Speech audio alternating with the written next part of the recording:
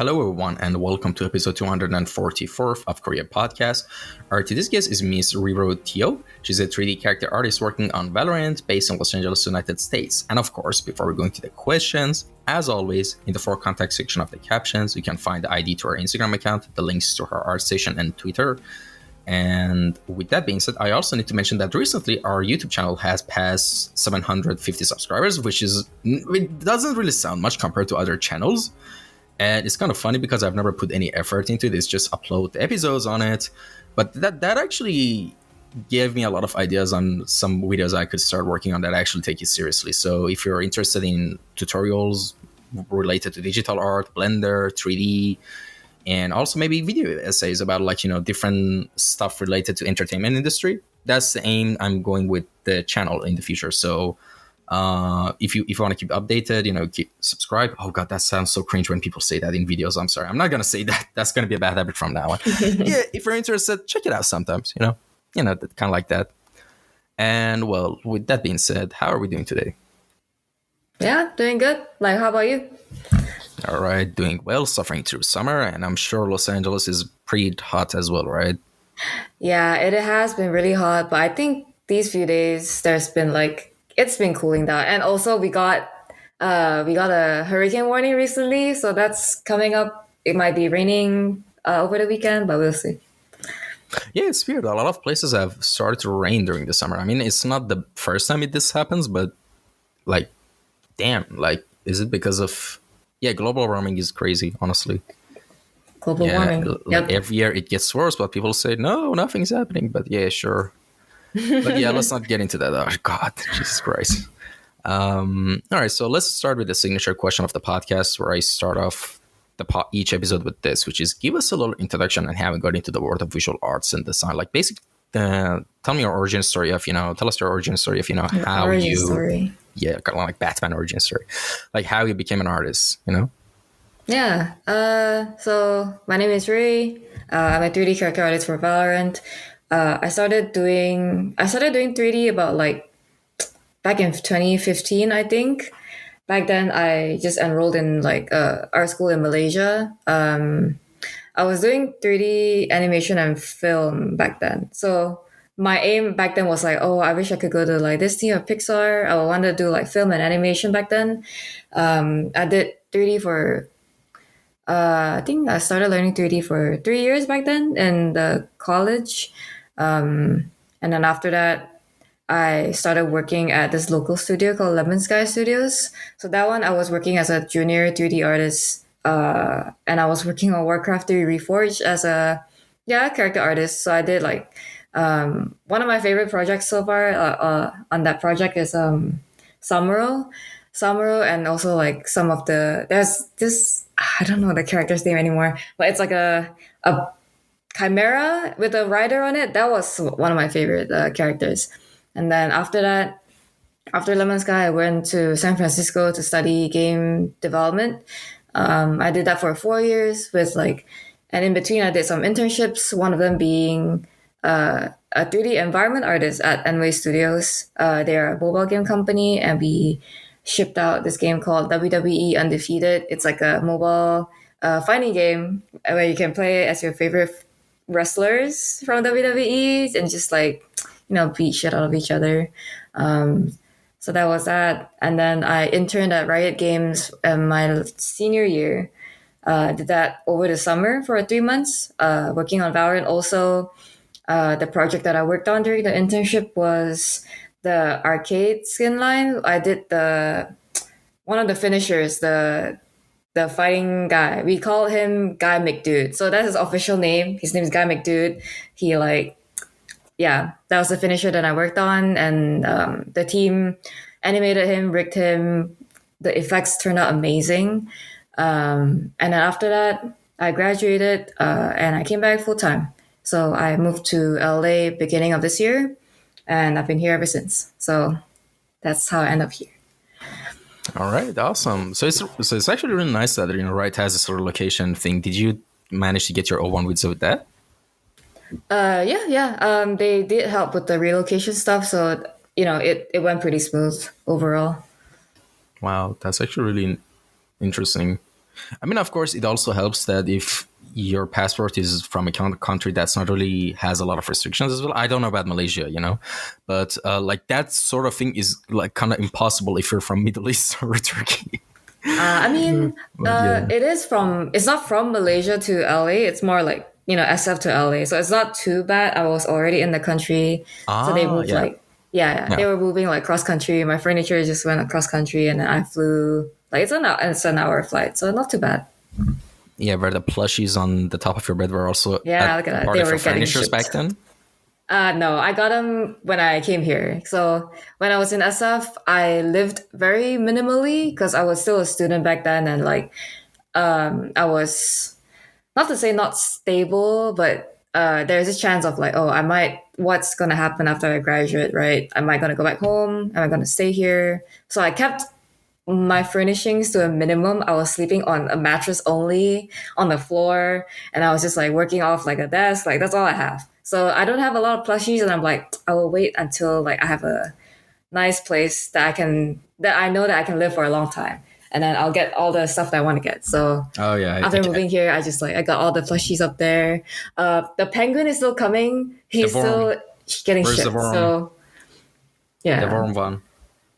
the worm. Oh, I don't think they have the worm one yet, but I'm Oh I'm looking really? forward to him. Yeah, yeah, yeah. They're slowly releasing them one by one. So the first one was Tacti Bear, and then I think Annie has been out for a while. I think that one Annie I got from the internship, and then the bunny I got it recently. They released him for champs along with the penguin Dan.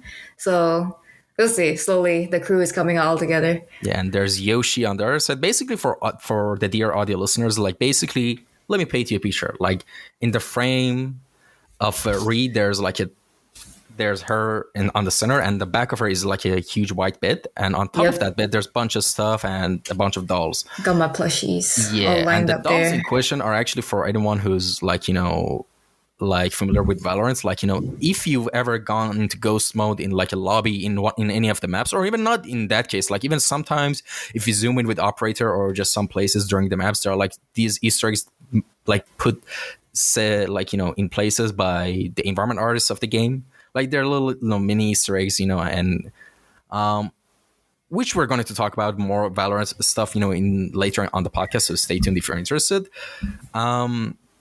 But yeah, that's basically the gist of it. And now I need to ask you something else, which actually is like I'm actually really curious. Like, of course, in the introduction, I mentioned you're a 3D character artist, and you also talked about your journey. But actually, I'm like, if anyone is just clicks on the link of your art station link, we can see like illustrations, 3D characters, like 3D environments, like what's going on. Like you've been dabbling in a lot of different stuff. Like that's kind of usually because people usually go in one thing and from the start, which I'm jealous of those people because I myself I'm someone who's interested in a lot of things and I've just jumped around so many things as well. But I actually want to know your actually story behind all this. Yeah, you're just saying like, oh yeah, why is your portfolio all over the place? Like, tell me. But so I think some of the environment pieces are from classes that I took in SF. Oh, I'm not sure if I mentioned, but in SF, I went to the school called Academy of Art University. So I took some environment classes, and those are like the results from those classes. So initially, I do specialize in character art. That's like my main goal, and I think I'm trying to get my portfolio to be like aimed towards that. But like I think I mentioned before, I did work as an environment artist for Enway Games. So some of the environment pieces are catered to that position. So I was like, oh, like environment art, I'll just put some environments in there, and then I apply for that job. So it is a mix for artists out there that want to get into games. I wouldn't recommend putting like so many things in your portfolio. Like pick a specialization. If you're like a weapons artist, make sure to have just like weapons in there. If you have multiple pieces of work that you really like, you could separate them into different portfolios. Like I'll have a character art portfolio and I have a environment art portfolio, like keep them separate. And then when you apply, just apply with one only. Don't do it like me. I still have to clean up my art station, but yeah, that's the story behind that. There are some where it's like from classes. The illustrations are also from classes. Back then, it was one of my favorite classes. It's like a figure drawing class and a digital portrait class. I thought that would help just because it's like, it could show my 2D skills and also I guess kind of shows like, oh, anatomy stuff could help with 3D character art. So I just put it in there. But that's why it's all there. All right, pretty interesting. And now, speaking of like characters, how does your design process usually go anytime you want to start working on a new project? Like basically, what does the structure of your pipeline look like right now? So initially, I would find a concept, or let's say if I'm work, I get a concept. I would try to break down, like, look up references of like the material breakdown. So let's say if there's leather or metal, like what kind of metal is it? What kind of leather is it? How old is the leather? How much wear and tear is on the cloth? I would try to find references of those materials, put it in a PureRef. PureRef is like a software that like lets you put a lot of images in one place. And the good thing about it is that it will stay on top of all of your software. So you don't have to like, minimize, go to another, like open up another tab and look at it, like your references and then go back. So it's like always on top. It's always there when I need it. So references, I would also look at other artwork from other artists. Like if let's say I'm working on a stylized character model, what do I want the end result to look like? What kind of quality bar do I want to reach? So I would look at other artists' work that are kind of similar to the concept I'm working on, or at least have certain characteristics that my concept has that I want to emulate. So I would look at those and then put them in a PureRef2 in a corner and say like, this is the quality bar that I want to reach. This is my goal. And then after that, I will look at some like lighting examples, like, oh, what kind of lighting do I want? I mean, that's for like a portfolio piece, right? Like I will have to light my pieces and present them in a portfolio. So I'll look at like presentation ideas of like, oh, how do people do, how do people post their pictures on ArtStation? Like what looks good? What doesn't look good? If it's just like a game model that I have to pass it on to someone else, I'll just make sure that like, I'll just write a checklist because sometimes I just forget so many things. So I'll write down a checklist of like, what I need to have by the end of the project. Like, okay, names, like naming convention, all correct. Like all my files are cleaned up, no history, no weird numbers in there. Like everything is clean. So I have a checklist ready. And then that's like, I think that's some of the stuff that I do before the project, before I get started. Yeah. And what does the rest of the steps usually go like? What do you mean the rest of the stuff? Like, oh, damn. Okay, I forgot. See, that's the thing. So that's before the project. And then during the project, I use Maya and ZBrush mainly. So I usually do the high res stuff in ZBrush. I'm more comfortable with like sculpting my high res. And then after that, I would, decimate it, go back to Maya, retopple it with Quad Draw. I'm sure there are better ways out there right now. Sometimes I would use zero mesh from ZBrush just if the object is not too complex. I would zero mesh, bring it into Maya, and that's my low poly, right? But sometimes I'll just quad draw, and then I'll bake my textures using Marmoset. Marmoset, I use Substance Painter to texture, and then I'll bring it back to Marmoset again to light the scene, and just like have a turnaround, do like a turntable, and then render some like shots. So while I'm working on the textures, I would import my mesh early into Marmoset just to see just to get the lighting ready also, because sometimes when you're texturing, the texture won't turn out one-to-one when you're putting it in the scene in Marmoset. So I would kind of switch back and forth while I'm texturing and see okay, how does it react? How do the colors react to the lighting? How does the roughness look like? Basically just have a scene or a presentation ready before I even texture, just so that I know how it turns out. Of course, that doesn't always turn out, how to say this, things will change over time, right? So sometimes I'm like, okay, this lighting doesn't really work that well. I would change it, and then I would still test out like how does the textures look like under the lights.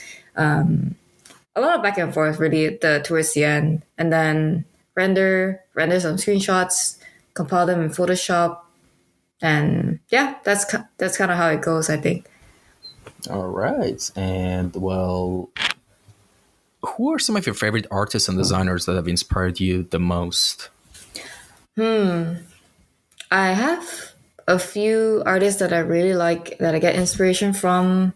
It doesn't all they're not all 3D artists. So one of the biggest inspo was TB Choi. She's a concept artist.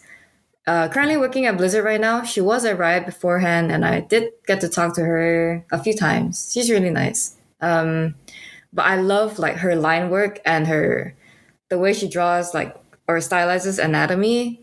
I studied her work a lot last time back in uni.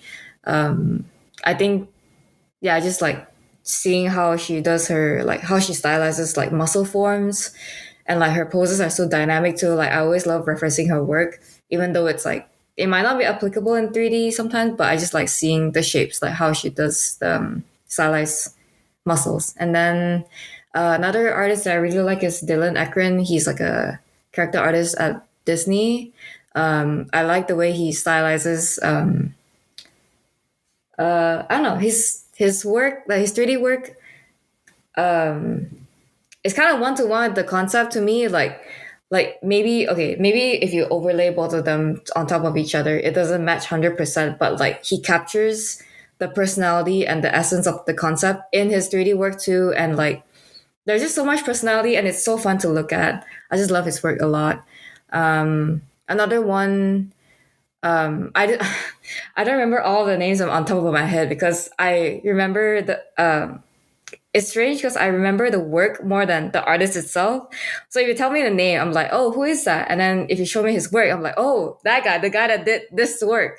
So it's kind of hard for me to like bring up names on top of my head. But I guess one artist that I also really like is his name is Bao Pham. He's a artist. So this is one of his work. Like here on top of my bed, I have a painting from him. One of my favorite artists. I just love the colors that he used and the way he stylizes the girls in his paintings are, I don't know, just really nice to look at. Like every time I see his painting, it just makes me happy with the colors. So those are some of the few artists that I really like. All right, awesome. And you actually, like, raised a really interesting point, which is you actually said one of the most common sentences that the guests of the podcast usually say when I ask them this question. And actually, this was also one of the questions that was supposed to put you on the spot, which you basically said, oh, I don't know, I'm not good with names, but if you show me the work, I can say, oh, that's the artist, But here's the thing. That being said, you still could come up with some names. So those were the real answers. Because they were so memorable to you that you even remember their name, If they weren't, that wouldn't have. See, that was the point of not giving you the questions, There's Dang, also, okay. There's also a couple other questions like this, so, you got more I'm spots ready. to be,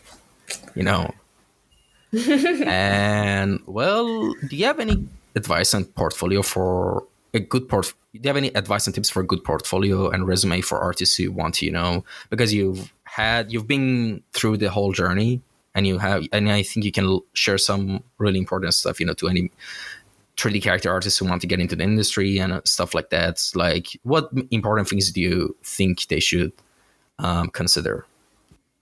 So I'm sure you've heard like a lot of tips for portfolios, like make sure you have at least 5 pieces of good work. Make sure if you're a character artist, make sure your portfolio is catered to character art. Make sure you show all the breakdowns of like your textures, your UVs, your wireframe especially. And I feel like if you want to level up your portfolio one step further, make sure you present them well. Like not just lighting or anything, but if let's say you're making a fan art for League or Valorant, it will add an extra touch if you make like maybe a small diorama of like an environment from one of the maps, or like slap on some branding. Not to say that you should rip off Riot Games logo and like slap it on your portfolio. Do not do that.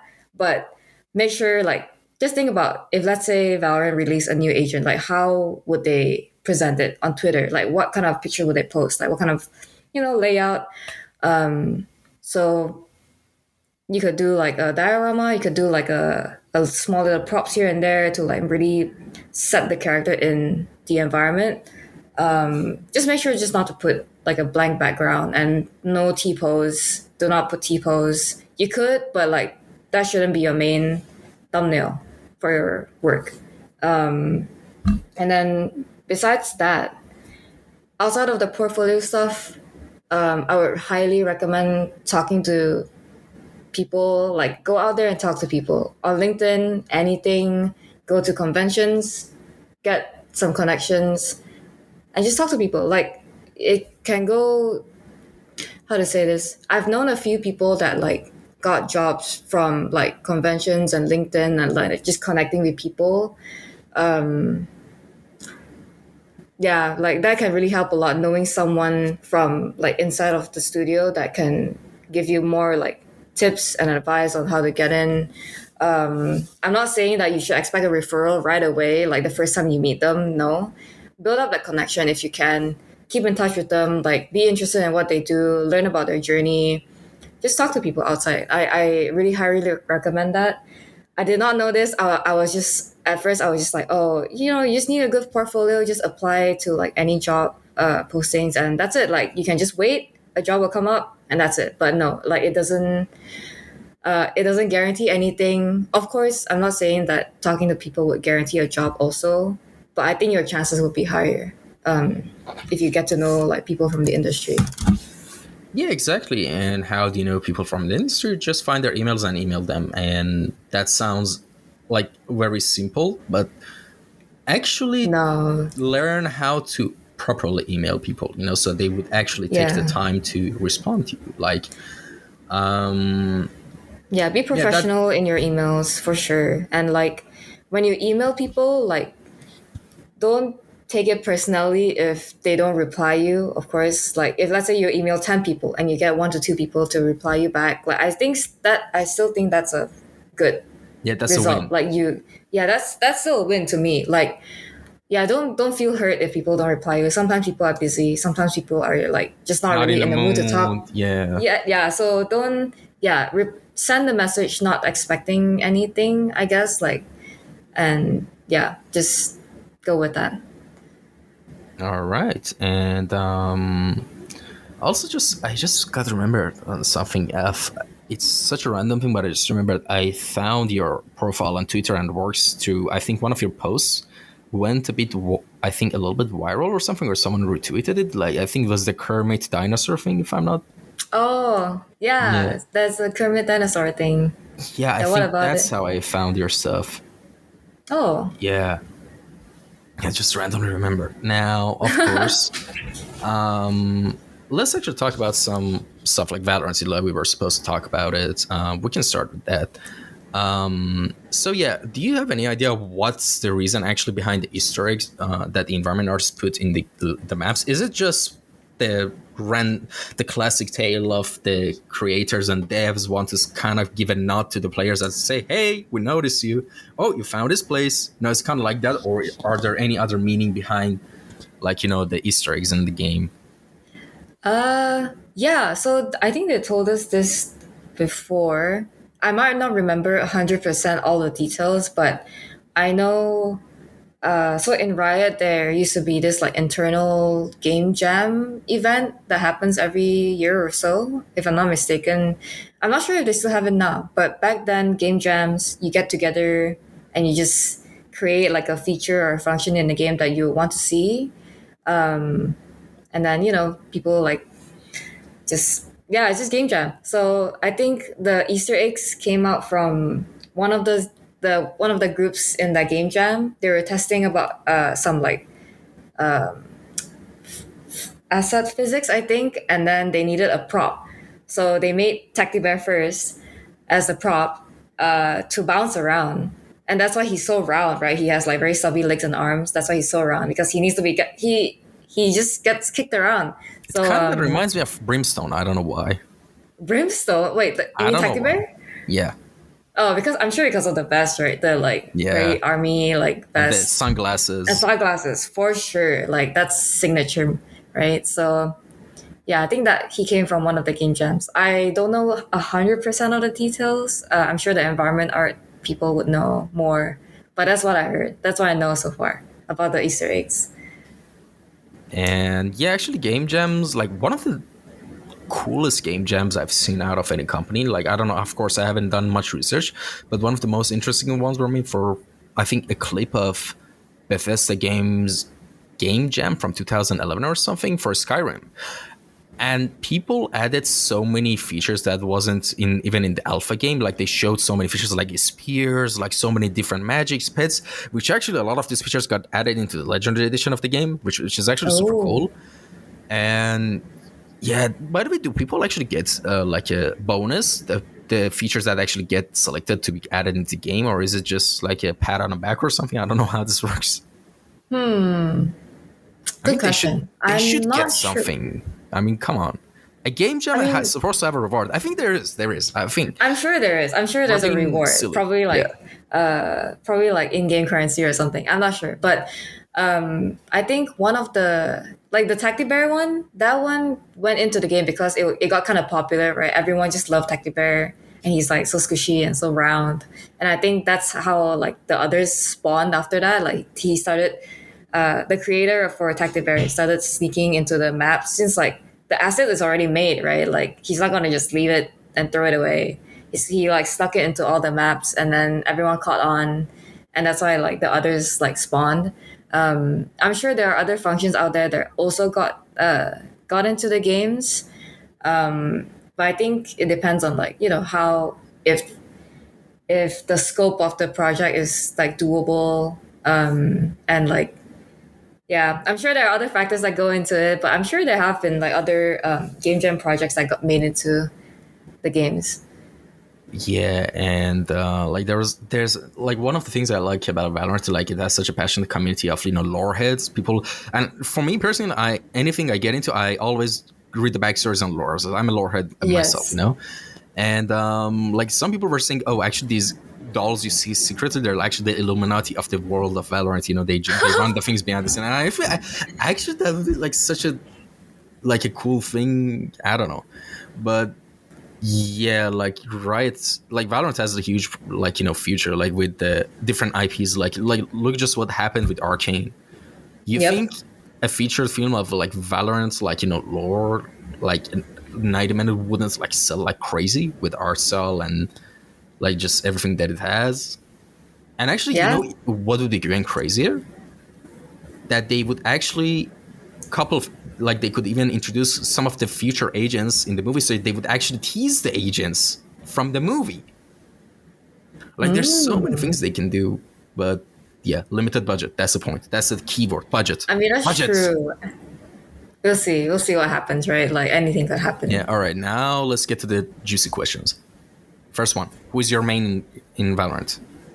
Oof. So I play controllers. So I started with Brim. Brim is my comfort pick. Until this day, if I need smokes, Brim is my comfort pick. But I do like Astra a lot. I've been playing some Astra recently. I did not get to play her when she had 5 smokes. That is kind of unfortunate. But she is still pretty strong now. Like I really enjoy like her util and just being able to like, go in the air and just kind of like pick stuff across the map, right? Like that's really fun to me. And just helping set up for other people to get the kill, especially with the suck and like the concuss, like everything. I don't know. I just love that part, like just being able to set up and help people get the kills, because I cannot do the kills. Like my aim is really bad, so I compensate it with other stuff.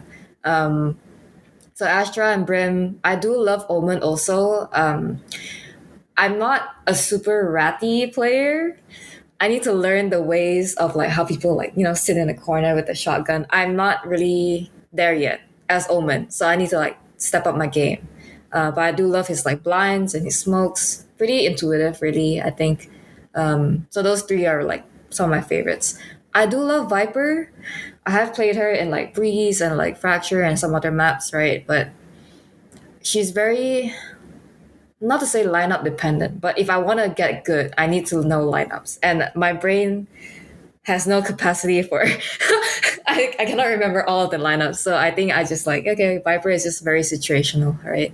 So those are my favorites. Yeah, and who's your least favorite ones? You hate playing against? Ooh. Reina, of course, that's a very main one. Okay, yeah, Reina just like triggers something in me, like PTSD. Every time I see her, like her ult just kind of like sneak around the map, I'm just like, I'm scared. I guess KO. I don't like playing against KO just because his blinds are tiny. Like, so when he throws it, you can't even see it, and then you're just blinded the next second, and like That's kind of like a you CS die. flash. Yeah, it's a really tiny. I know last time for like other agents, for Sky you can shoot her bird. I don't think you can do that anymore. They patched it. Shoot Phoenix. the bird? What do you mean shoot the Yeah, bird? like when you throw like her Sky flash, you can actually shoot the bird so it doesn't get flashed. Oh, Yeah, it's possible, but I think they fixed that now.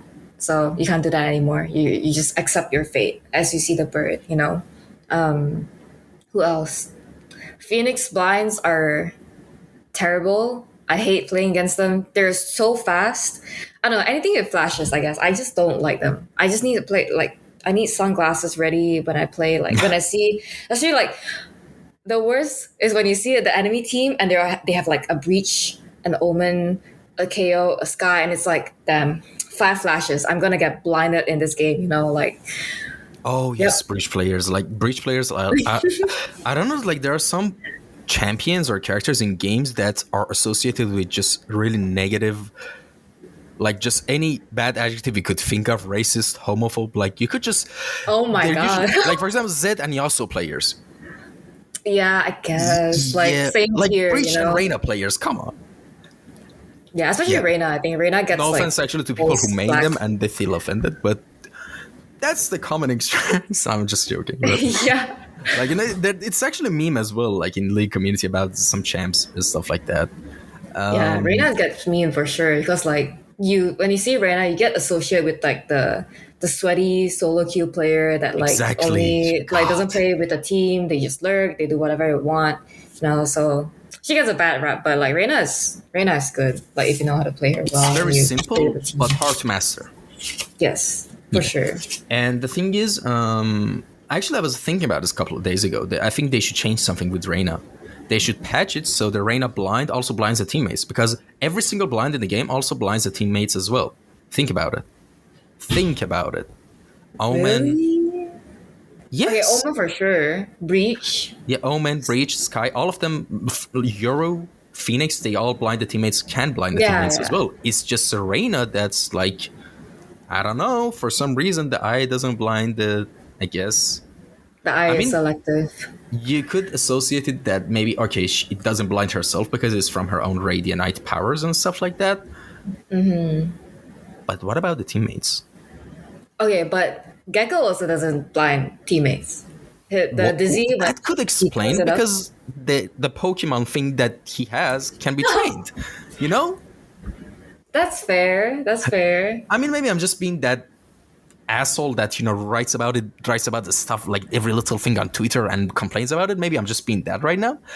But I was just thinking about it, Like maybe it's, of course, for the sake of gameplay, maybe that it's much better for Reina's blind to actually not blind the teammates. Mm-hmm. But still, I was like, that's kind of weird, Yeah, I think it's going to be terrible, though, if it actually blinds teammates. Because it's more like, you can just throw it anywhere, and if you're within the sight of the eye, like, you get blinded. So I think that will be even worse for, like, if let's say players don't really know how to use their flashes, they just throw it out randomly, everyone gets blinded, no one can see shit, right? Versus, like, Sky or Yoru, like, they can, like, okay, I'm going to throw my flash, and then they throw it, and if you're somehow caught in the line, you're like, too bad, right? You just got blinded.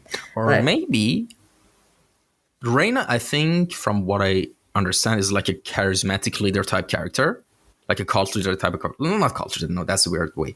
Like, is a charismatic kind of leader role usually, like as a personality. Mm-hmm. Like she's a very dominant lady, and I think for her teammates, she would just infuse and inject them with their demon radiant, energy, So it doesn't affect them.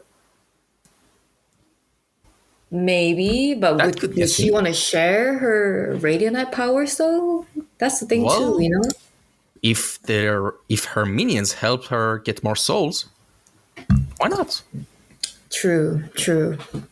She does need more souls. How much of the Valorant lore do you know? I'm not really up to date, but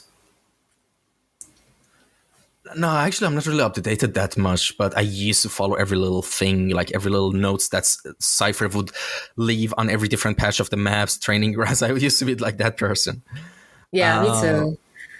Yeah, and like there's so many things. I'm not really updated on things, to be honest, honestly, right now, and also because it's at this point kind of overwhelming, for me. Like there's so many things now, and I'm also busy IRL, so I don't really I actually only Yeah, play you Spike Rush these days. I Spike Rush in Escalation, wait, and do you play Swift Play though? Like that's one of the new modes right now. yeah, I know, but I don't. Spike Rush is faster. Yeah, that's true. But I Yeah, feel like people that play Spike Rush, okay, to me, Spike Rush is too short. Like it doesn't fulfill the like, the dopamine hits. yeah, the dopamine hit. It's not enough. It's too fast, and I don't really like the power up stuff on the map. It's like, it's kind of different from like a regular game. But Swift Play is actually just like unrated but shorter. So You know what I it's love the most? Replication. oh It's really? so funny, honestly. Like 5 Killjoy Torres on the Yep. ship spawn of the icebox, for example. You're running, Yes. running, ta ta ta ta ta ta ta ta. Boom. Oh, and then the Sova ones too. The Sova like shock darts. Like when five of you got the Oh, shock darts, and you're oh like, god. "Oh, I can't aim," and then you just like shock each other. It's so funny. The Sage ones, like I remember. Listen, that's such a good. That I just reminded of something. Me and two of my friends used to play Valorant a lot together, and because we were so bored of ranked and everything, I would suggest we would go on, make a lobby ourselves, and all of us would pick neon, and we would just assume and make like a racing course around the map, and we would run as Oh neon my and some, gosh. yeah, like there. Valorant actually has so much potential for arcade games like in Overwatch and like just CS and stuff like that. Or Yeah, that's true. or we would make like boxing rings with Sage as well, and we would jump in and just knife fight. Oh my god, it's so funny. Yeah, I love seeing those videos of people like just messing around in custom games. There's this Yeah. one game that me and my friends made last time. So it's you go to Ascent, and then there's the really tall tower in the middle. So someone goes up there, you buy an op, and that's op training. So you stay up there, we will run around like in circles on the map, so you have to like aim with your op and shoot while we were still running. So that's like our op training, I guess. So a few of us would just run around and be like, all right, we gotta hide in some corners, and then he would have to like find us up on top of the tower and like I don't know, just really weird, fun stuff like that. Ooh, wait. Hide and seek? Hide and seek and also op training. Oh yeah, yeah. But for me, the racing one was kind of really cool. Like with like we even tried it with Raze, we tried it with Jet as well. But the Raze one was the actual most fun because it involves actually a lot of skill and precision and how to time your jumps and explosions. But I mean, it wasn't fair to them because I was a Raze main, so I knew how to just whoosh, just go around with properly, like position myself. Now you're smurfing. Yeah, and yeah, like there's so many things, but unfortunately, every little feature goes to China's Valorant. Well, good for them. Like they now have a replay system. You have no idea how many cool, like just plays I missed because I couldn't download the replays or I didn't stream. Like sometimes when you're in the flow, and I would like for example, no one would believe me when I say this. I once 1v5 an ace during a clutch round with Raze, and it was Nice. so cool. It was just like I remember, but the conclusion of it was with my rocket. Like I killed two, Oh, then the I alt? throw satchel charge and ult and just kill the last one and defuse at the last second. Nice. And no one is gonna believe that. They think I'm bluffing. But if I had a replay system, none of you would be laughing right now. True, but And there is also like OBS, like just stream I'm and too then you lazy for can like that. But record. I probably should. I probably should now because just for fun, if I'm going to actually have fun. But like I don't know about you, but I'm at a point of my life that I can't really enjoy games like that. because you're always worried about you could do more job, you can do more work. You remember that thing you bookmarked for texturing, for example, you need to learn, you need to do that. I'm in that zone right now. But that being said, I'm eagerly waiting for Starfield's release. I pre-ordered that. Ooh, Starfield, yeah. I just hope it's not as disappointing as Fallout 76. I genuinely hope. We'll see what happens. We'll see. It's exciting because it's like a new IP in 25 years by Bethesda. So yeah, we'll see what happens. And all right, so a couple other questions. Favorite map and least favorite map? Ooh, this is a tricky one. I think favorite maps. I was really good on Bind. Like my Brimstone on Bind, flawless. No one can get through my smokes. That was my best map. But I think I have fallen off since then. I do like Haven. I don't know why. I just feel very comfortable on Haven. And Lotus too. Like the 3 horizontal, 3 sites. Even though it's 3 sites, but I kind of like the layout of it. So that's, those 2 are my favorites. And then Ascent is like super comfort pick, right? Because it's like one of the first few maps that came out. Oh, I love Ascent. That's my favorite. The city, right? Yeah. Except, I hate it when, I love the map, but when you're trying to push A site and they smoke off the only chokehold, no one pushes tree. You're stuck there outside A main, then that's kind of a terrible situation. But I also like Icebox. I think it's out of rotation still. In competitive? But no, like in general? I think in general it's still, or is it back? I haven't played in a while, actually. I don't know. I haven't played in a while, but I do miss Icebox. I was starting to get comfortable with it, and I have some Sage or lineups to like slow people on the rafters and stuff like that. So like, I love that map too. Least favorite, Fracture. I hate Fracture. Course, same. Breeze.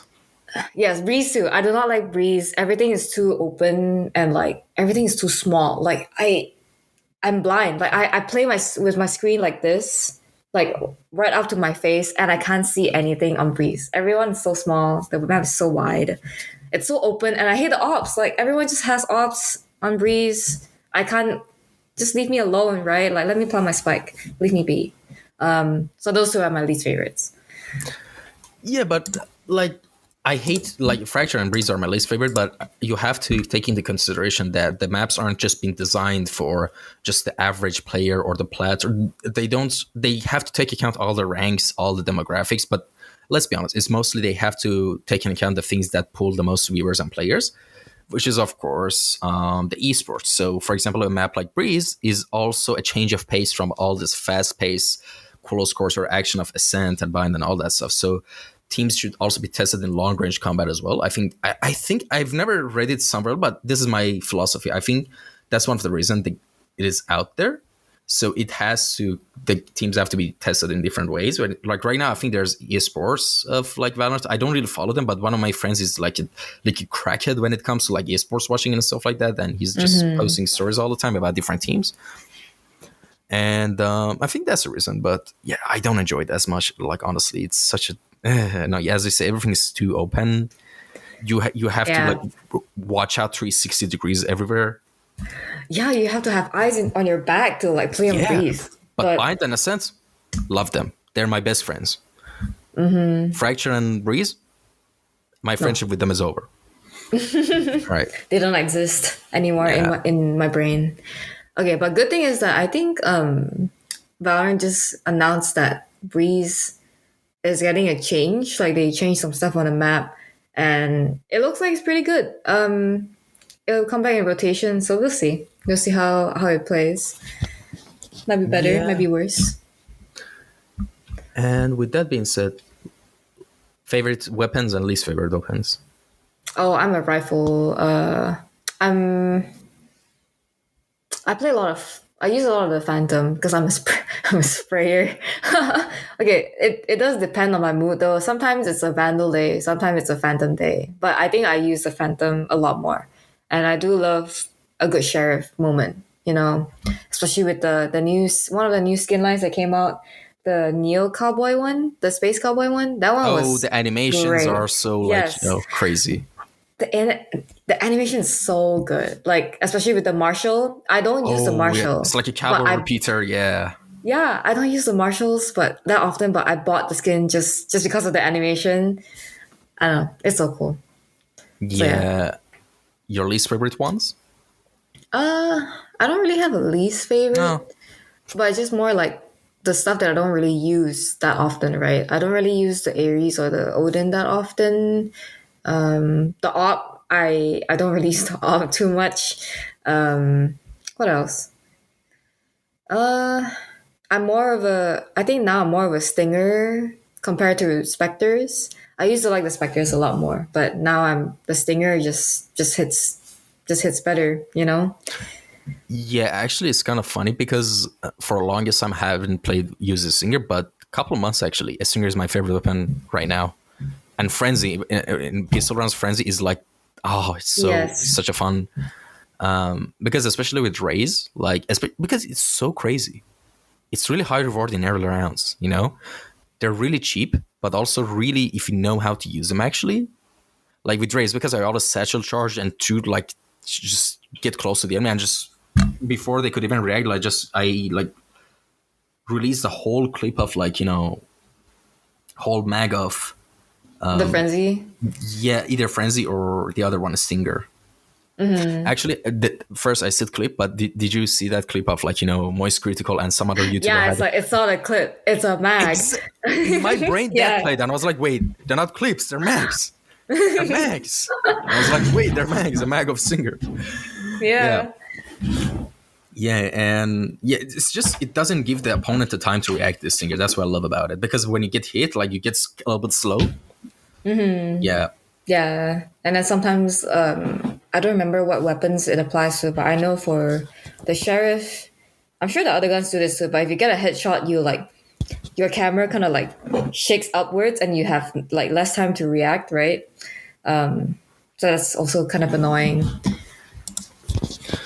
All right. So that's anything else you want to add to Valorant, about the Valorant before we move on to the next thing? I guess in terms of lore wise, what is your favorite favorite agent? That's like a hard one.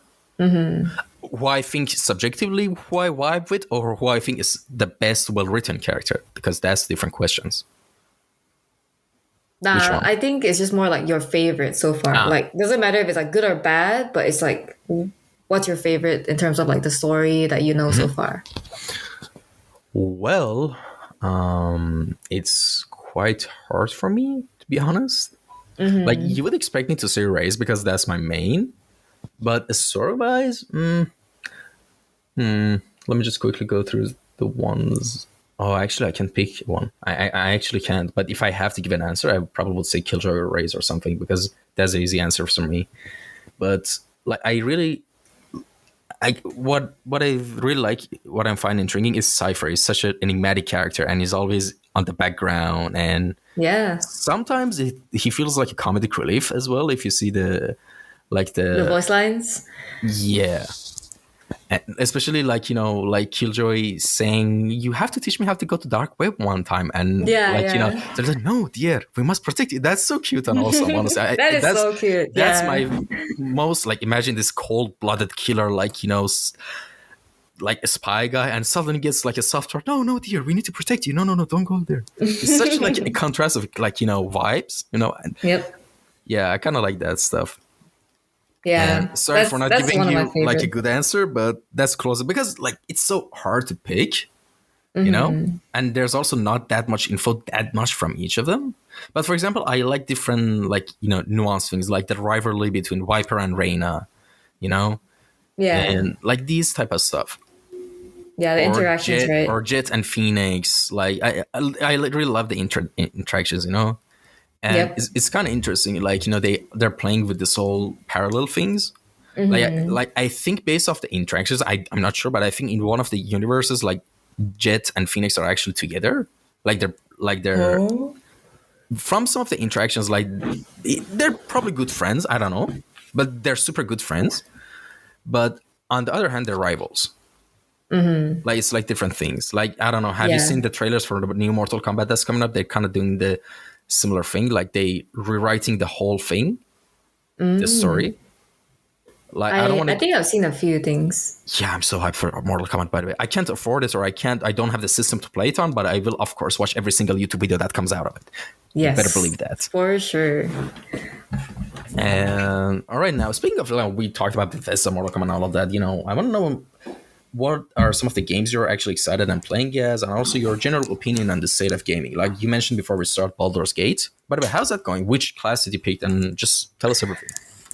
It has been amazing. Like I bought this game when it was like, early access, and I played like, even in early access, I sank like 100 plus hours in that. Just in the first act alone. But yeah, it's been really nice so far. I'm playing the druid right now, but I do want to try out the different classes too, like, the bard for sure. I think I was trying out like a barbarian in one of my a different campaign with friends, like multiplayer campaign. A lot of stuff to find out and try. I just want to keep playing it. There have been moments where like, okay, how I know it's a good game for me is like if I stayed up until 3 a.m. when there's on a work week, it's a good game. Like I cannot, yeah, that's my stress test for whether I like the game or not. So Baldur's Gate is one. Starfield is interesting. I am very interested in Starfield, but I don't have super high hopes for it just because from what I've seen, it looks too good to be true. Like there's the story, NPCs, there's like gunplay, there's Just throw the around whole ship huge thing. numbers. Yeah, This like many planets. Like, who yeah, and cares? it's like it's crazy. Like there's so many things in the game. It's like a lot of mini games combined into one big game, So yeah, like I said, it's too good to be true. I'm still waiting to see more stuff. But I do love the. Did you get the controller and the watch? Like they give. Did you see that? Yeah, I know, Oh, but no, I didn't. I just have a laptop. I don't have a console or anything. I Trust me. see. Yeah. So and I think they do a really good job with those like the Marketing marketing stuff. marketing was really good. But we'll see, right? We'll see how it goes. But other than that, I do love like single player RPG games. I do like my fair share of multiplayer. Valorant. I don't really play as much Valorant now, but I'll play it with friends sometimes. Some of my favorite multiplayer games, I do like Valheim. If you're, I'm not sure if you heard about it, but Oh, Valheim is seven! I like, salute you. yes, it's like the Viking game. I love it. I love it so much too. Like, I can never. I think we couldn't get past like one of the bosses, but Which one? I love the build. Have you reached the dragon? No, we beat the dragon. The fourth one, I think. Wait, I forgot. The last one was the plains biome one, which was the hardest for us as well. The huge skull one that meteors drop. I don't think we beat that. Yeah, I think that was the last yeah, one. that's so one. that's just hard. Like Valheim can be so hard if you don't be careful. Like you could get killed by a tree. You can get killed by like just getting stuck in a room with all the smoke from the fire, right? You just get choked to death. Like there's so many ways to die in that game. But it's so fun.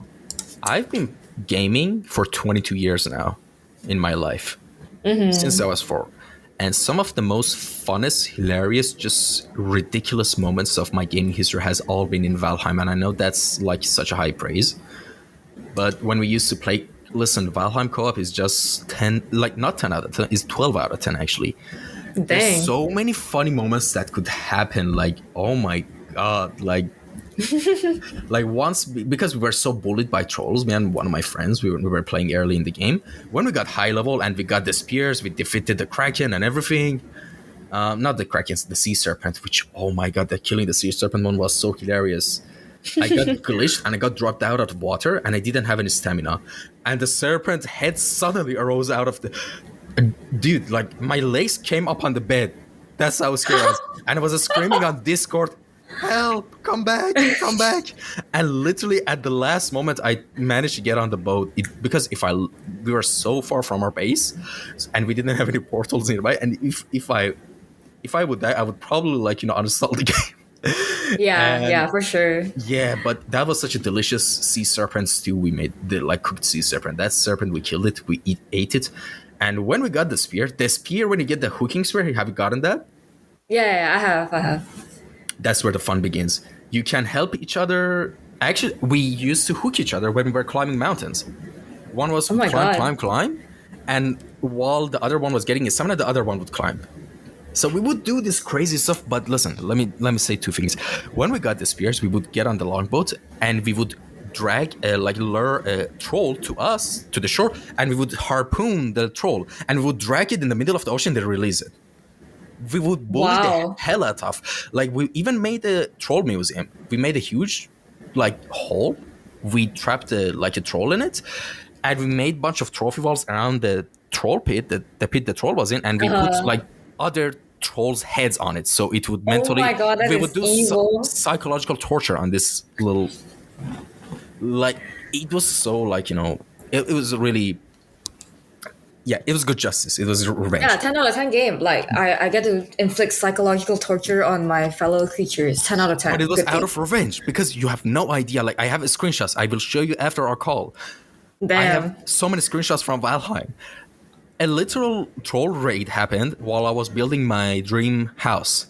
And it literally spawned 10 feet away from my house. And it destroyed everything. I have evidence. This wasn't a war crime. I can submit it in Damn. court. Your Honor, I have evidence. Please, I don't need. What I did was out of. It was Out called of pure vigilante revenge. justice. Yeah, exactly. This is your villain origin story, That's Yeah, how it came to exactly. be. Damn. Oh my god, yeah. Yeah, And- Valheim had such good. I have a lot of good memories from Valheim too, with Oh friends god, and everything. same. It's a great game. Yeah, but the thing is, when you're gaming phases, all your friends are spread out to different things, or you get busy in Yes. life. But listen, if I can have 3 to 4 people who are down to play Valheim, even if anyone who's listening, let's do it. If you're a serious Valheim player, you beat bosses, you know what's going on. Let's actually do it. Let's just kill all the bosses. And actually, there's a new biome and a boss, a bug box boss. I think they added. I've never experienced anything from that. There's a magic system now. There's so many things. There's Yep. so many things to experience now. But because I'm solo, I really don't want to play. Yeah, it's different when you play solo. I tried playing solo once, and it just isn't the same. Yeah. I do need to catch up with the new stuff though. Yeah, Valheim. What other games have I played? I played a lot of really weird games. There is a game called Raft, so that's also kind of I similar. love that I play as with well. friends. Yeah. It's See, I our like just senses in that. games are so similar. That's crazy. Yeah. It's just I love games where you could mess around with friends and you just have memories of those moments. Oh yeah, you remember that do you remember this guy? He jumped to the water in the shark and blah blah blah. You have so many of these memories and it's just what makes the game so fun. Even though it's so scuffed, maybe sure the mechanics might not be super good or Minecraft. Oh my god. yes, Minecraft too. It's one of those games where it's just there for you. You just you just play it, right? You can do anything you want. Sometimes you don't even have to do the main story of killing the dragon, right? You could just role play, build a farm, build a whole village, destroy a village if you want. You could just do anything. Yeah, but you know what the sad thing is for me, basically? Since I was a kid, I've always been a super creative kid, and I love to, creativity has always been at my core. So usually the people I used to have play Valheim or Minecraft and games like this with are people who are just, I would call them normies, and no offense if you fall into the category, all right? But, they just do the objectives, get the best gear, and that's it. They lose all the fun in the game. That's it. There's so many things to do. And you know what happened in Valheim when we got to that point? I came up with the sickest idea imaginable. I went to into the top of the highest mountain. I built a base camp over there, and I built a huge wooden ramp down to the bottom. Oh. And I built a huge ship on top of it, but of course it had a little barrier. and we all would sit on it, get on it, and I would just with the hammer, like middle mouse button on the things that were stopping it, and I would quickly grab it, Yeah. and we would roll around, and just it was so fun. It's like skiing, like it's such a scuffed skiing, but every time it was so fun. And we all, of course, I set up portals from the top to the base of the mountain, so we would just quickly go to the portal and do it again.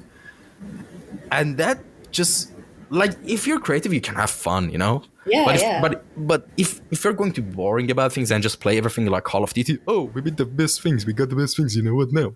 Well, of course, there's nothing. Sure, Yeah. even with like the best way you can see that is in Minecraft. Like there's like ridiculous, unlimited amount of things you can do in Minecraft, right? Yep. But most people are like, all right, I got diamond. Too lazy to get netherite. We'll be the dragon. All right, I'll go play, I don't know, something else.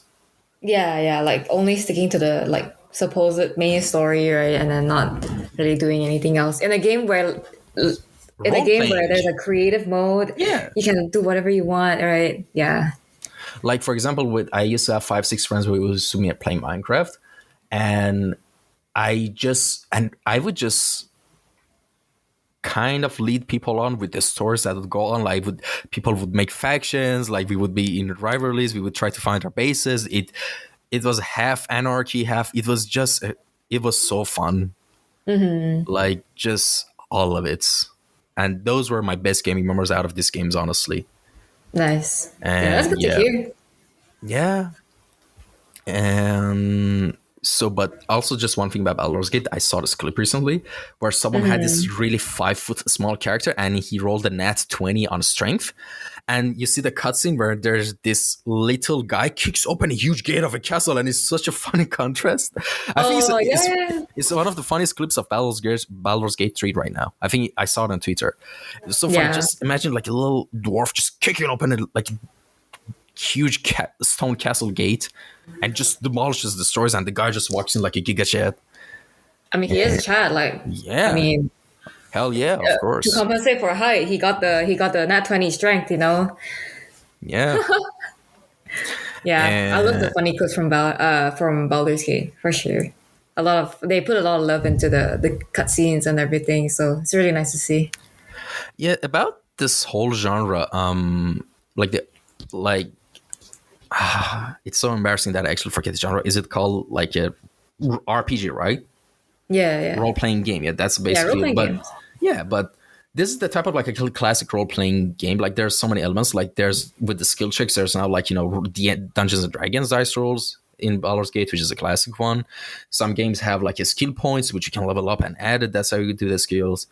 That's how the progression goes. But actually I bought this game like Arcanum. It's really old. And it's like one of the like there's like Planescape Torment, there's Arcanum, there's of course OG Fallouts. Like if you're a fan of RPGs, you definitely need to play those. And it has a solid 80 hours of like it's just a story mode gameplay, Arcanum.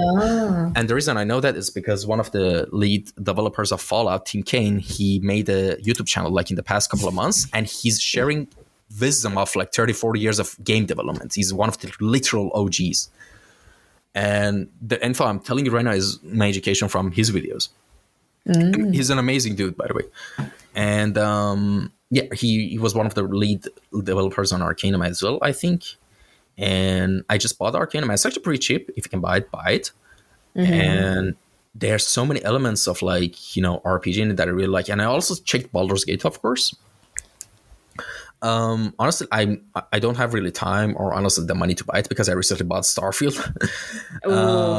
But at the same time, in another life, in another timeline, probably right now in a parallel universe, I probably instead of Starfield, I bought Baldur's Gate. But I think that's something I would sink my teeth into for a long time. Yeah, for sure. Like it's a long game.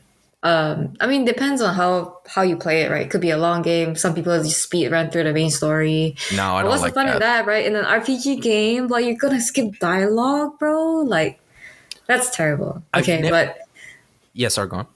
no, sorry, but like yeah, if you ever, I don't know if you want to.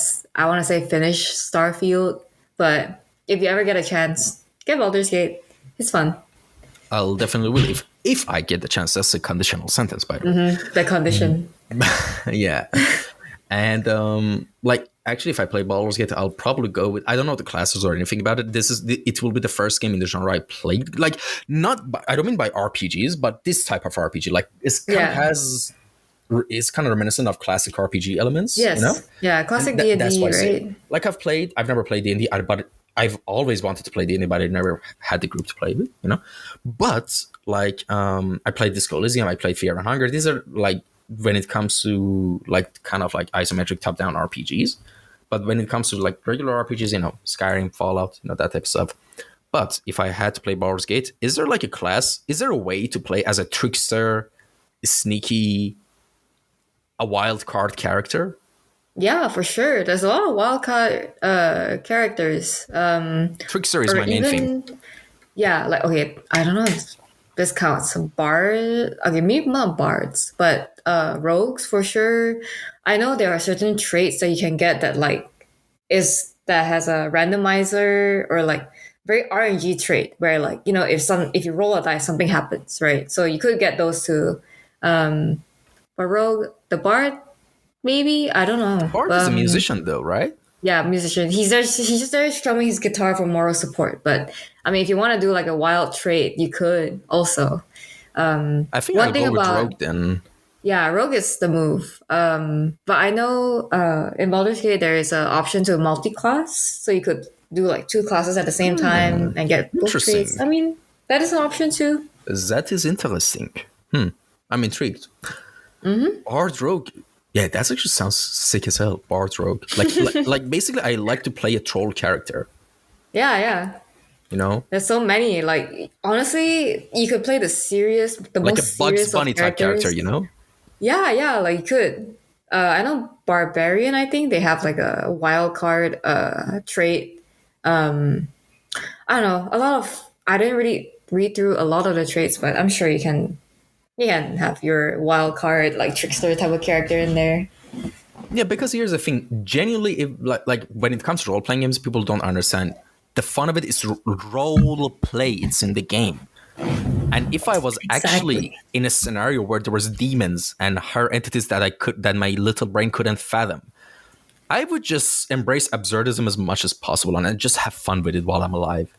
You know, Yeah, there's like this shadowy demon figure that's looming around this area. I would just mess around with them, you know, troll them. Why not? for sure. Like I was talking to a friend recently. We were playing this board game called The Thing. It's basically like one of those social deception games, right? And then we were talking about how like there are certain people that play the game, these kind of social deception games, and they're like being very like goody two shoes. They're like, yeah, like let's band together and like you know banish the evil and like we should all the good people should like get together. But it's like, what's the point of it if you like you know you're already like how to say this. You're polite and you're good in the real life, but then if you get a chance to be evil in the game, he would pick that because like it's a choice in the game, right? You can just like be an asshole to everyone in the game, and it'll just be in the it'll just stay in the game, you know. So what's the point of playing like a good character in I like just noticed something. games like this? In games that have like, you know, elements of fantasy, the thing that I mentioned, like more of a trickster, agile, jumping around, confusing the enemy, like trying to use my environment to my advantage type of character. But when it comes to like games like Fallout, like that has settings that kind of has a root in realism, I would just like, all right, that sounds kind of weird to describe myself like that because it's like I'm trying to say I'm some sort of like cool guy. I mean, I'm not like, but usually in the games, I don't want to dissatisfy everyone or make anyone unhappy in games like when I play games like Fallout and stuff like that. I try to be that stoic kind of like Guts from Berserk type of character that just kind of anti-hero, not a goody two-shoe actually, like a violent anti-hero. Usually that's what I would play. And yeah, and I don't want to say like that's my kind of reflection of my own character. If that was a reflection of my own character, I wouldn't be too lazy to go out and exercise every day. So I'm kind of self-aware of the situation, but usually, you know, in the games that kind of, you know, revolve around that kind of level of realism, that I've always played that. Like I always go back to myself and try to do the thing that would become the best outcome for the general, you know? And yeah. But when it comes to like games that are fantasy, so it's kind of doesn't have like, it's not that real. Yeah, yeah. Oh, that's where the fun begins. I see. You So it know? depends on the setting then, right? Like Fallout has like more realistic like nuclear war type of stuff versus like in a fantasy world and Baldur's Gate, right? Yeah, like, do you know Ziggs from, like, if I could describe what my personality, if I had to in those settings, like Ziggs? Ziggs, like, mix Ziggs and Timo from League of Legends, Oh and my add god. techies from Dota 2 and Race from Valorant. They all involve, aside from Timo, they all involve explosives, and they're all crazy, and they all seem like they have ADHD, and they're just all over the place. They're super creative. Yep, that kind of stuff like that. I love that. Like you have a you are represented in like so many games. There are so many characters Yeah. that have the same like traits Yeah, too. I like to be really strategic. I like to set up my traps, like Killjoy, Timo, Techies, all of them. Like, I like to set up my traps and use the traps to my advantage and lure the player, just all that type of stuff. Like, I mean, don't get me wrong, just there's kind of a adrenaline rush and joy when it comes to just hand-to-hand combat and just going fist to fist to the other person until the first person to drop is loses, that type of stuff. But like, yeah, sure, that should be the last resort though, you know? Like, for me, basically, that's kind of my personality. Like, sure, that sounds tough and it boosts your ego for a while, but come on, if you want to win, that's not, you gotta lie, cheat, and steal. I mean, come on. I mean, if you want to have fun, if you want to win, Yeah, sure, but if you want to have fun, like that's a whole different thing, yeah. you know? Fun is the whole, like, the same thing with game is, as I said before, you play games for fun, you know. Yep. And you can kind of apply the same to an extent, of course, to an extent to real life as well. Time passes, like your age, your numbers of ages just keeps going up, so you might as well have fun, Yeah. But of course, not all the time, as I said, to an extent. But yeah, that's my whole thing. So what about you? Damn, that's hard. I don't. I like the idea of role playing in games, but I feel like it's kind of hard for me to stay in character all the time.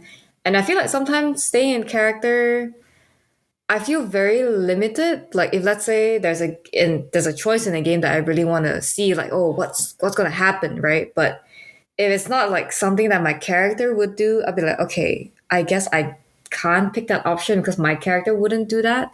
But then at the same time, it's like, but I want to see it for myself, right?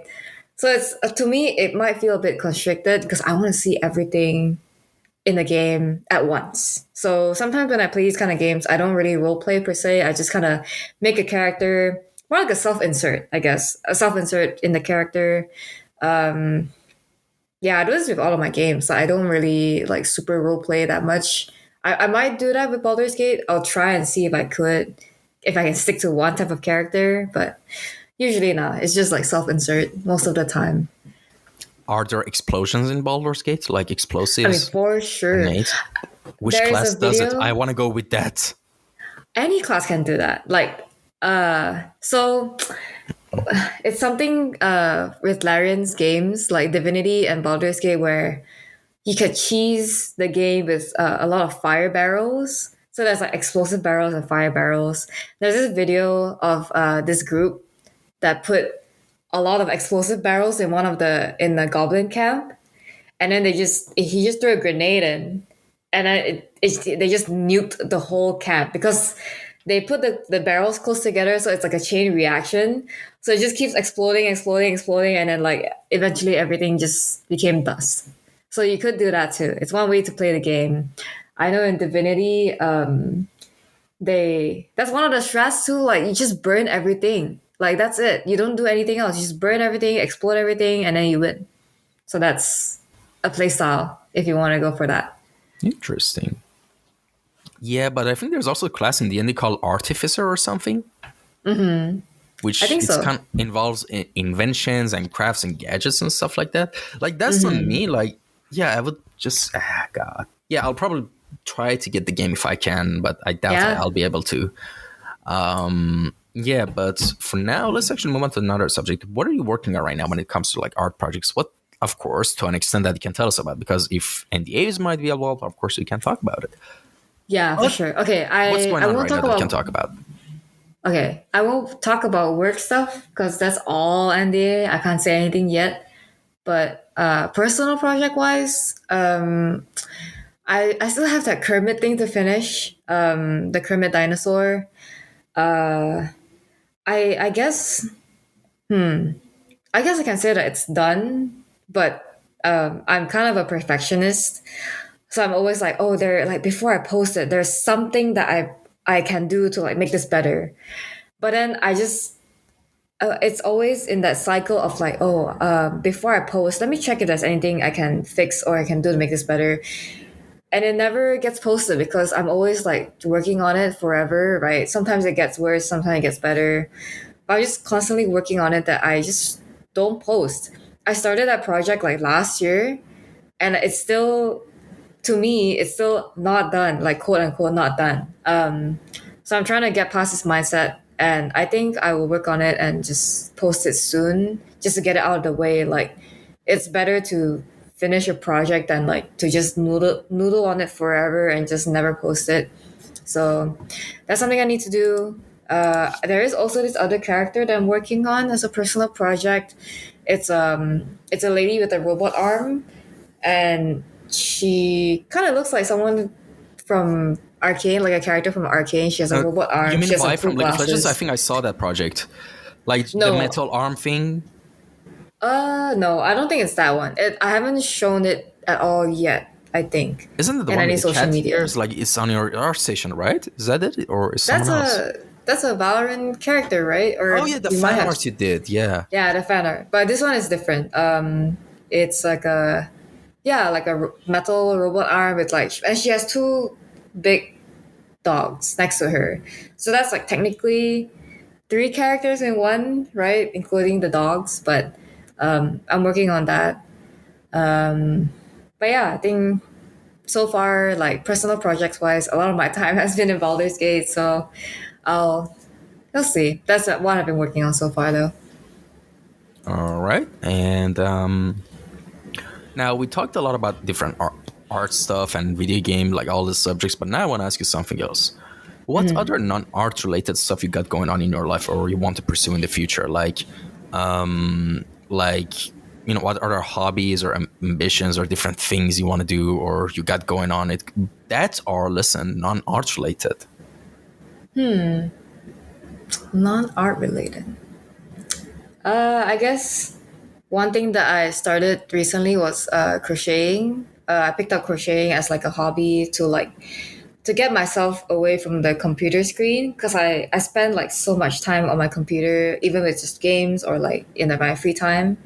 So something to get me away from the screen, I picked up crocheting, but I realized that it's still not good for my back. Like, I sit in this chair 8 hours a day, right? But then for crocheting, I'm also sitting down 8 hours a day, and I'm like looking down at my project too. So it's not super good for my neck. And I'm like, oh, why did I do this? But I to me, it's fun. I'm looking for more like patterns to make. Otherwise, I also like baking in my spare time, baking like desserts and stuff like that. Sports, I recently just went to the gym. I started gymming, trying to chat up, if I can. And I also go rock climbing in my free time sometimes. Oh, rock climbing is actually really Yeah. insane. Like for me personally, like I love activities that actually give you some sort of ability, like in video games. Yes. Like you now have increased grip strength, and you can hang on to stuff more. You can climb stuff. You have bigger muscles, sure. Like I don't want to like I don't want to play down on, like, of course you can make yourself like an amazing beautiful body with body fitness and stuff like that, but you can also achieve that with calisthenics and yoga with much better results, in my opinion, like aesthetically, if we're speaking. Like, to me, I'm not really into that whole gym culture of just building muscle, because that's just unnecessary mass and water retention.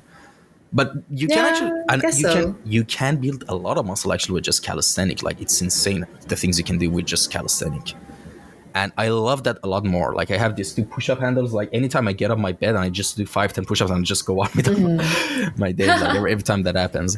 And yeah, that's just my personal opinion. But yeah, things like running, like marathon running. I mean, rock climbing, which is really insanely hard to progress in. from what I've heard. And just yoga as well. Like I know it's not just a chicks sport, by the way, for any guys who's listening and say, oh, I'll never do that. Like, do that and your body will thank you, trust me. And you might be thinking, oh, you're probably doing it. No, I'm too lazy and I'm procrastinating on it a lot, but I probably should start doing it again.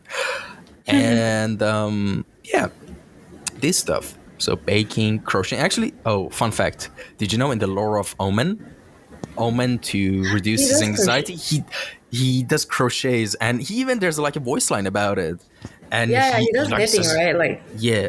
And it's yeah. like, it helps me calm down or something. He says something like that. Yeah. And I love that. Just contrast like a cute like little thing, but it's just like a dark, mysterious, like Reaper type of character. But just like, in his spare time does crochet. I love this sort of stuff, character quirks. Yeah, me too. There's even like a player card in the game too where he's just sitting down next to the fireplace and like crocheting.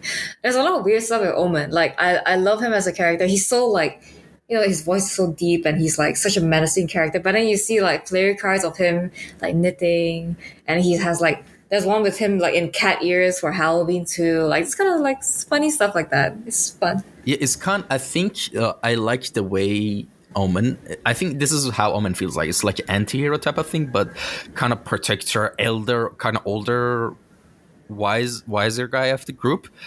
But at the same time, like, it's kind of critical, outside the box kind of thinking. Like, for example, that voice line he says with Sage, the life you give, do you know where it comes from, or something like that? Mm-hmm. And that actually might insinuate that maybe the heals Sage gives actually drains from the same parallels from other universes. That's actually an interesting theory.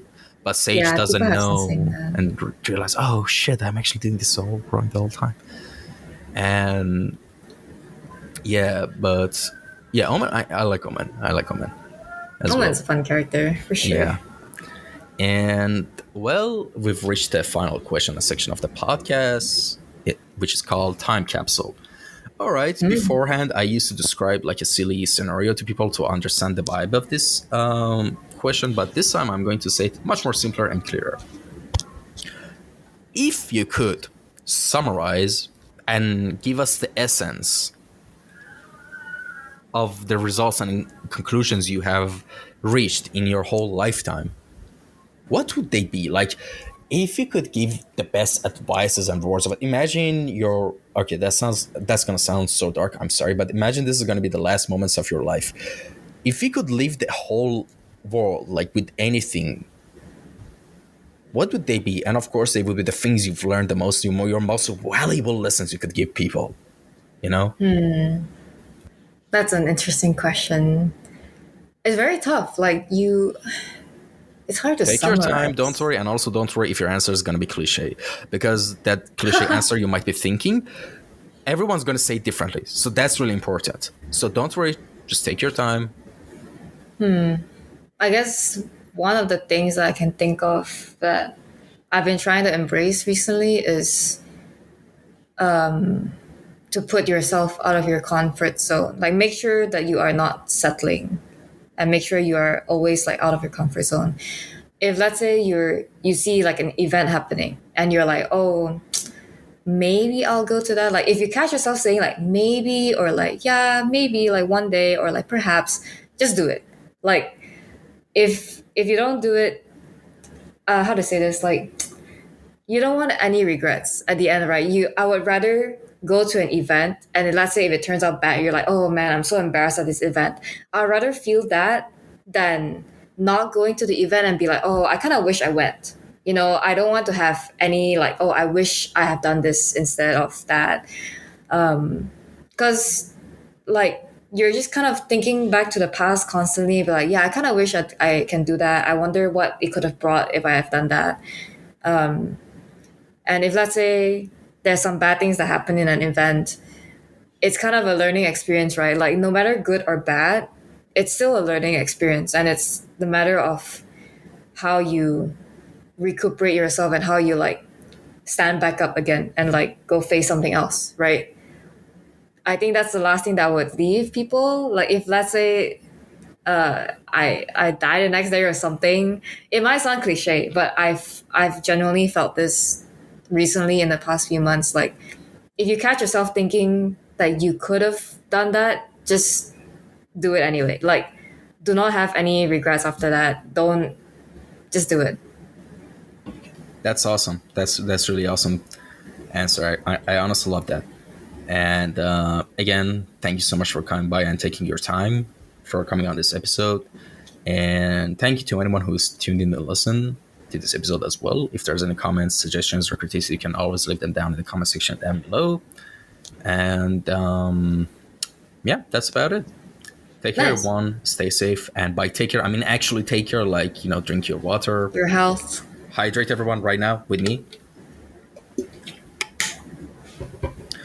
And yeah, health is now. Listen, if you're listening to this point, we've probably had your attention till now. So if I managed to have your attention for like nearly 90 minutes, so just gonna give you like just quick thing. Don't worry, it's gonna take just 20, 30 seconds.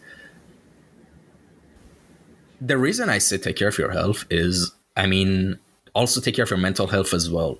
Mental health as well first, I guess. If you're sad about being overweight, don't be sad about being overweight. First, take care of your mental health, then work on the overweightness.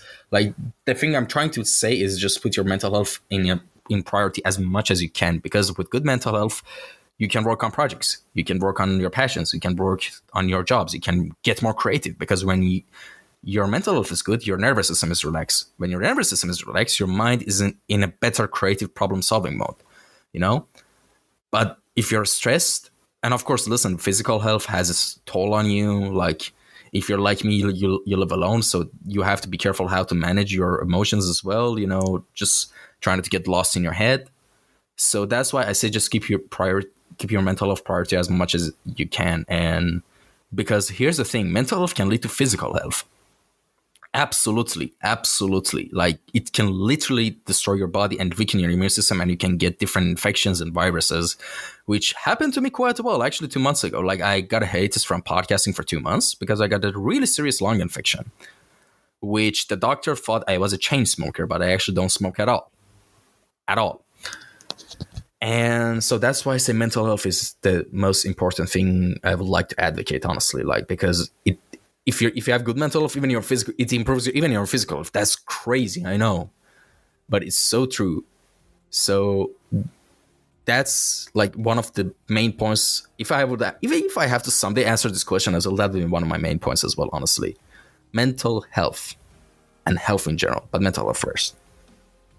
I know it sounds weird, but I think mental health is more important than physical health, honestly. And with that being said, take care, everyone. Stay safe, and until next episode. Bye.